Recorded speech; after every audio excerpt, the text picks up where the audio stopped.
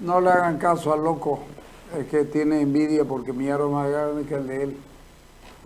Va, pero no importa. Este, no vamos a poner el programa en la mañana. Tenemos temas que hay que tocar.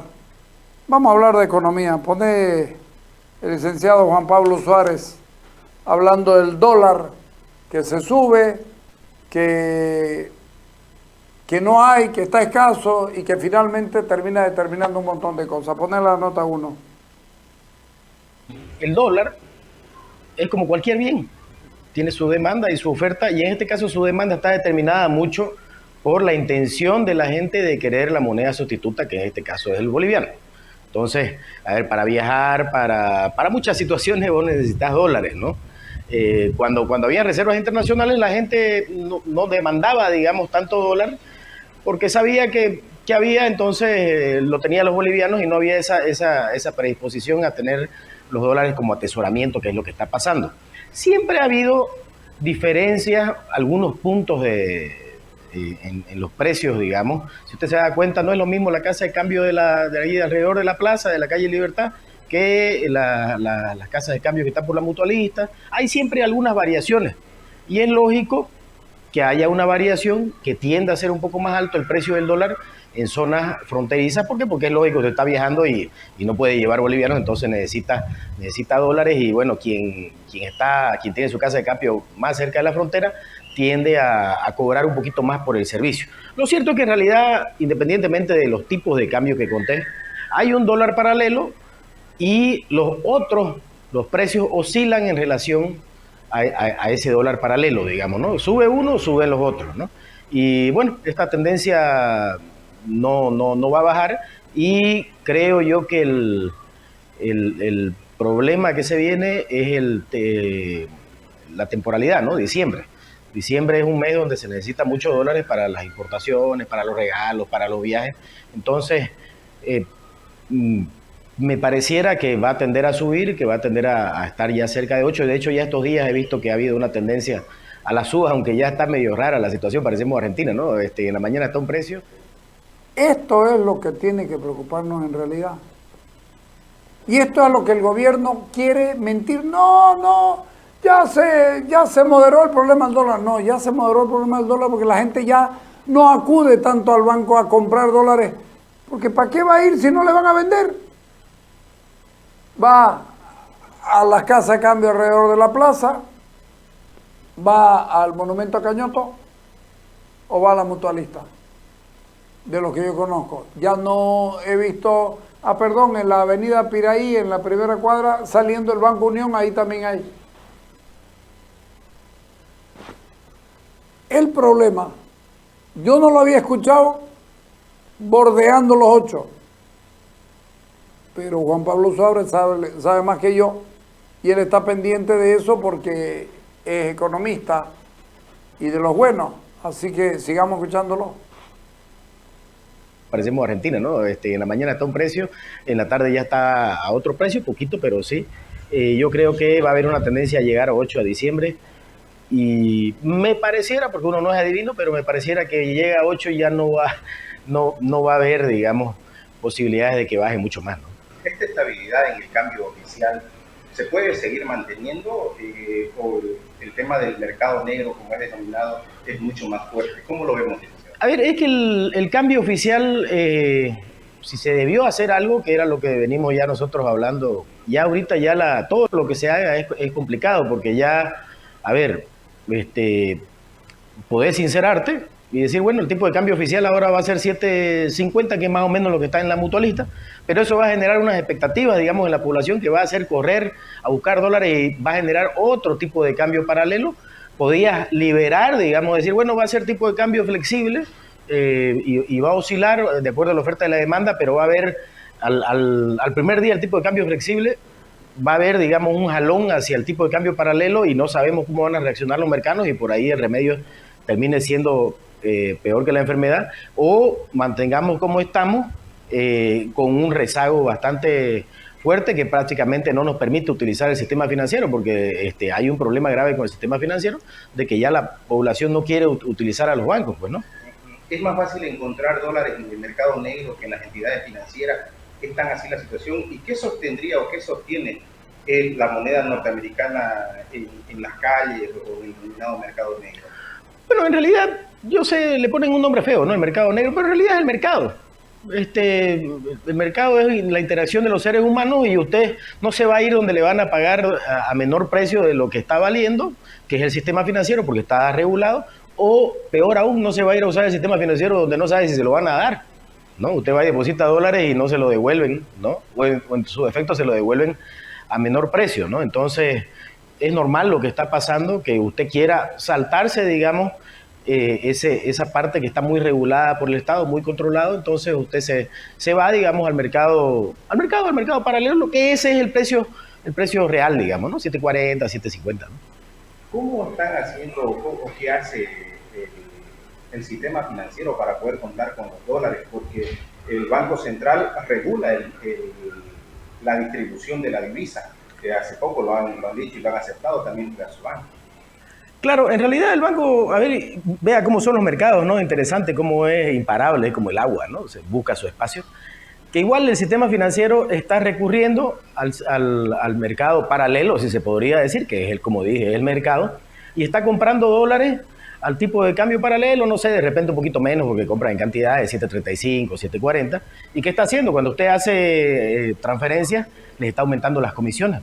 En la práctica, les está pasando el costo de comprar dólares más caros al cliente, ¿no? Es decir, cuando usted hace una transferencia, antes la comisión era 1.5, con suerte, en el peor de los casos era 2, ahora es 8, 8.5.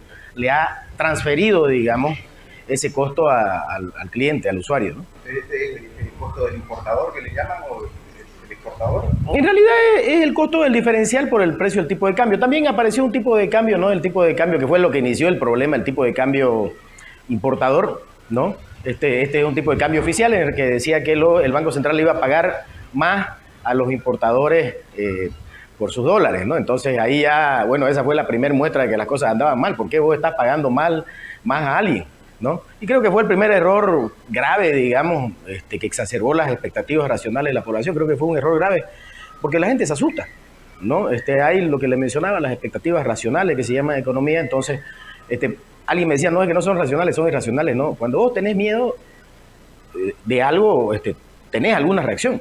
En este caso, a ver, si vos tenés miedo de que haya un cambio en el precio del dólar, lo que hace es acumular dólares, pues, ¿no? El tema es complicado. Salir a buscar dólares es lo más normal del mundo para los que tienen plata o para los que necesitan. Efectivamente, la banca, ¿sabe qué?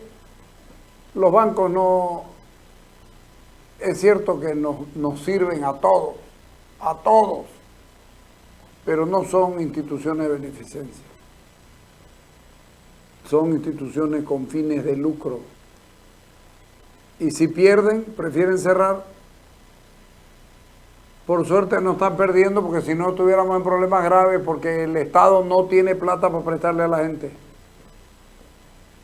Lo verdadero de todo esto es que hay 4 precios distintos del dólar, con 4 denominaciones distintas del dólar.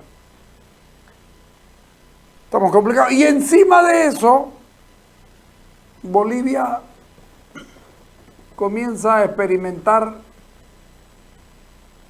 ya de manera sostenida un decrecimiento de su economía y pasa a tener calificaciones que son las que uno no quisiera tener nunca para su país, porque significa que está cagado. Ponerlo a Darío.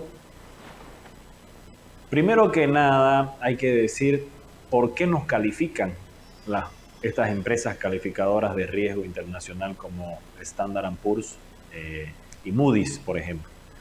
Nos califican porque nosotros hemos ido a solicitar recursos a los mercados internacionales de bonos y de acciones como Wall Street en Nueva York al emitir los bonos bolivianos, ¿no?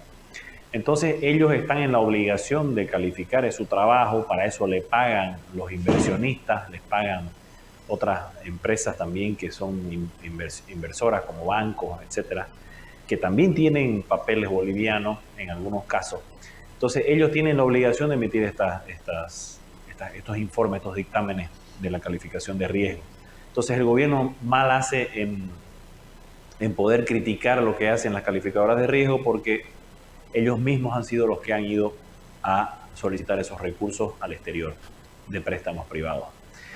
Entonces, algo más importante, de préstamos privados. Vos vas al Chase Manhattan, a cualquier prestamista, banco de préstamos grande, que tiene un directorio, y ese directorio representa a distintos grupos económicos que lo conforman y que ponen su plata y que no son tampoco instituciones de beneficencia. Entonces, ¿cómo califica? Lo llaman a Standard & Poor's, lo llaman al otro y le dicen, ok, vos andá mirando todos los días cómo es el comportamiento de la economía de ese país y me vas a ir avisando para ver si yo le puedo seguir prestando o no. Si nos ponen más alta calificación, no nos van a prestar, y si nos prestan, nos van a prestar más caro porque saben que somos lerdos para pagar. Al final de cuentas, pagan siempre porque te embargan tus exportaciones, así que te deja de huevada. Sigamos. Entonces, las calificaciones de riesgo lo que nos están diciendo es que tenemos exportaciones cada vez menores, que son un ingreso al flujo y un ingreso de divisa, que tenemos muy poca liquidez en reservas internacionales netas, es decir, divisa. Tenemos muy pocas divisas, mucho oro, y aún así, entre oro y divisa, un bajo nivel de reservas internacionales netas. Tenemos un alto déficit fiscal por 10º año consecutivo. Ya es un problema estructural de la economía boliviana, de que sus gastos son mayores a sus ingresos. Y adicionalmente tenemos lo que vendría a ser poca información de parte del Banco Central, falta de institucionalidad en cuanto a emitir criterios técnicos para el manejo de nuestras balances pagos, de nuestras reservas internacionales netas de parte del Banco Central, el manejo de la inflación de manera institucionalizada, con interinatos en el Banco Central, en su directorio. Eso nos lleva a una situación de poca transparencia en cuanto a realmente cuánto es lo que tenemos en reservas internacionales netas, cuánto es lo que tenemos en divisa líquida y cuánto es lo que tenemos incluso en el nivel de oro del Banco Central. Eso porque tenemos información. Hablando del nivel de oro, en el Banco Central parece ser que la 1,5 toneladas que compró el Banco Central de Bolivia no es gran cosa, y que además todavía no está certificada porque tenés que convertirla de buena calidad, y eso parece que no lo han hecho hasta ahora. Sigamos. Del Banco Central. Eso porque tenemos información publicada en el mes de julio, de abril y después posteriormente en el mes de septiembre, de julio, y no tenemos información actualizada. Estamos al mes ya llegando a diciembre, no tenemos la información en tiempo real. Entonces, todo eso que lleva a un riesgo, a aumento del riesgo, principalmente, y lo dice claramente Standard & Poor's, del pago de los servicios de la deuda, es decir, del pago de los intereses de la deuda. Tenemos vencimientos próximos y no se sabe a ciencia cierta, no se sabe la situación del país para poder cumplir con esas obligaciones. Entonces, ese es el riesgo que tiene Bolivia. Es un pantallazo muy objetivo de la situación de la economía boliviana. Mal hace el gobierno en querer negar esta situación en vez de poder hacer las gestiones necesarias económicas para poder salir de esta situación. Ahora, el ministro Montenegro no ha mencionado absolutamente nada de lo que usted nos acaba de dar a conocer, digamos, ¿no? Además, de manera política apunta a la Asamblea Legislativa como los responsables de un boicot que estaría ocasionando esta baja calificación.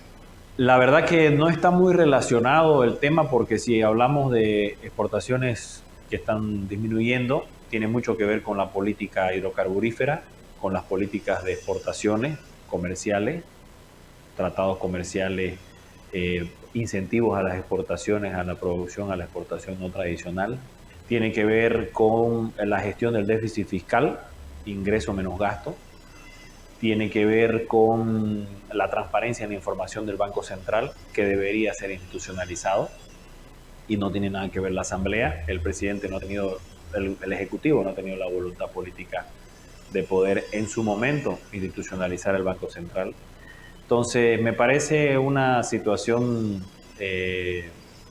justamente de politiquería, echarle el fardo a otros, no reconocer los errores propios, que seguramente también tendrán que resolver internamente en el partido mayoritario de gobierno la situación en la que están ellos políticamente y en el tema de gobernabilidad, que eso sí fue mencionado por la otra calificadora de riesgo en un anterior informe por Moody's. Ahí sí habló de la gobernabilidad y un riesgo para la economía, la falta de gobernabilidad del presidente Arce. En esta ocasión, Standard & Poor's habla netamente de temas económicos y no menciona el tema de la gobernabilidad. Y además, no podemos nosotros dejar de que todas nuestras expectativas y nuestras esperanzas económicas en unos créditos que son aumento de la deuda externa para paliar la situación que está mencionando Standard & Poor's, o sea, los créditos externos aprobados en asamblea. Es terriblemente grave nuestra situación. No tenemos combustible, no tenemos petróleo, no tenemos gas, no tenemos exportaciones rápidas que nos vayan a facilitar la cuestión. Tenemos una planta de zinc, sí, gran cosa a vender calamina. Estamos cagados. El litio hasta ahora arranca. Ya reconocieron que en el gobierno de Evo Morales se le peló un montón. Y encima, nos llenamos la boca hablando de que el empleo, somos de los países con empleo más bajo, cuando en realidad tenemos un desempleo impresionante que está disimulado y mal disimulado por el autoempleo, que no siempre es lo que parece. Escuchémoslo a Juan Pablo Suárez de nuevo. El tema de la informalidad es muy importante y es de repente lo que explica esta baja tasa. A ver, ¿cuál es el tema? La encuesta continua de empleo es una encuesta estandarizada. Es prácticamente, si usted mira la de Colombia, la de Chile, son muy similares, ¿no? Entonces, estas metodologías son metodologías internacionales que para el tema del desempleo no han funcionado con alguna lógica en Bolivia. Y esto ha sido histórico. Siempre ha pasado, yo siempre lo sigo, digamos, y no necesariamente el desempleo va en relación inversa con el crecimiento económico, ¿no? Y esto se da, ¿por qué? Porque la forma de preguntar, ahí te lo pasé el documento para que lo revisen en las páginas 17 y 18, llegan a tu casa, ¿no? Al jefe de hogar, etcétera, y la pregunta es la siguiente: durante la anterior semana, usted destinó 1 hora para generar una actividad, para llevar a cabo una actividad que le genere ingresos, y le da inclusive la lista de actividades, vender de manera ambulante, etcétera. Entonces, dadas las condiciones de Bolivia, póngale usted, José Pessoa se retiró de trabajar, digamos, en Sin Compostura, y se puso a vender, se compró una cajita de chicle y se puso a vender en una rotonda. Ya José Pessoa no cuenta como desempleado. Entonces, pero sí está en la informalidad, ¿no? Entonces, el desempleo no se explica por la manera de medir, y más bien lo que se tiene que hacer en Bolivia es un estudio, una encuesta de medición de la informalidad, que ya, por ejemplo, existe en Chile, existe en Colombia, etcétera, porque explica de una manera más determinante o más fehaciente, digamos, los datos de desempleo. Es decir, usted se sale de un empleo formal, póngale que está trabajando formal, con seguridad social, con aguinaldos, etcétera, y se va a vender a una rotonda, sin menospreciar, pero obviamente la calidad del empleo no es el mismo. De ahí salen los datos, y de ahí que el otro día hubo una especie de enojo del ministro con los opinólogos, asumo que entre medio algunos de mi rubro, porque él decía, ellos hablan de un dato de informalidad del 82% que no es serio porque las metodologías no son específicas para Bolivia. Claro, para algunas cosas las metodologías internacionales son buenas, pero resulta que para medir la informalidad tenemos que hacer una metodología exclusiva para Bolivia.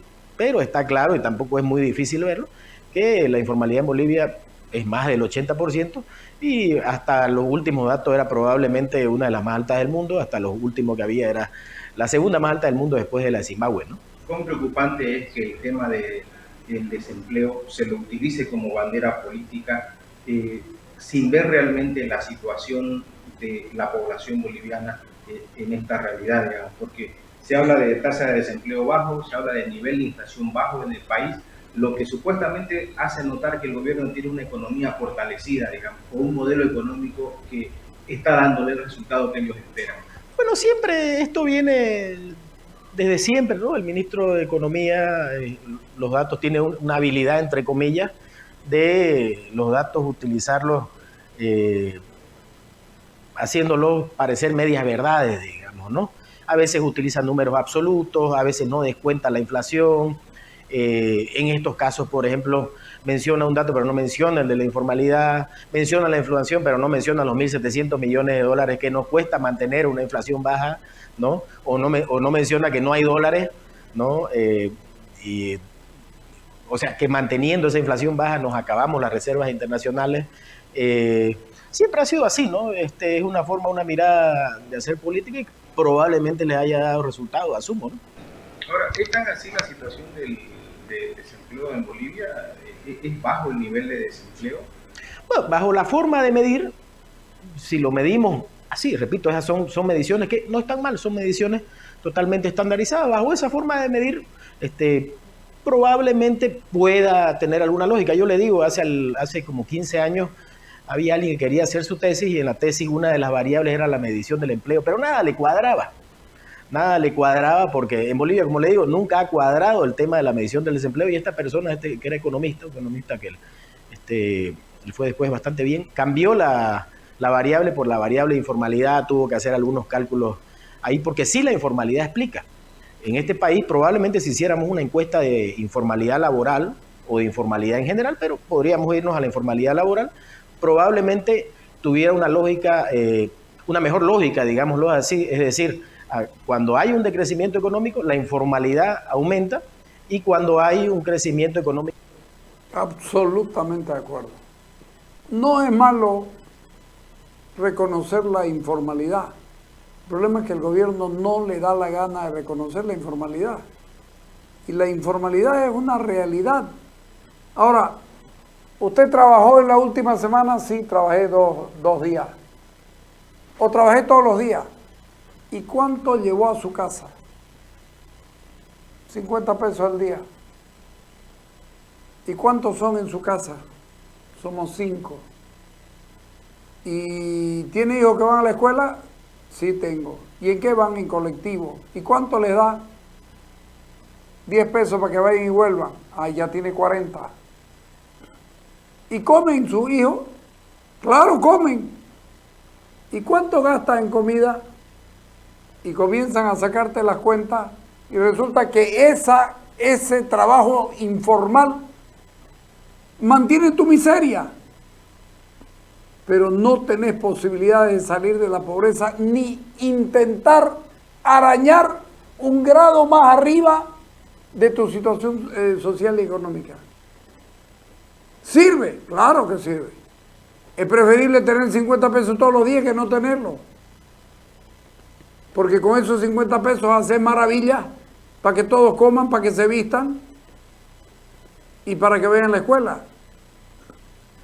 Esos son los problemas que parece que el gobierno debe ser una forma socialista de medir las cosas, socialista del siglo XXI, de medir las cosas que uno no la logra entender porque le parece una burla de lo que están haciendo. Vámonos al corte y venimos ahorita.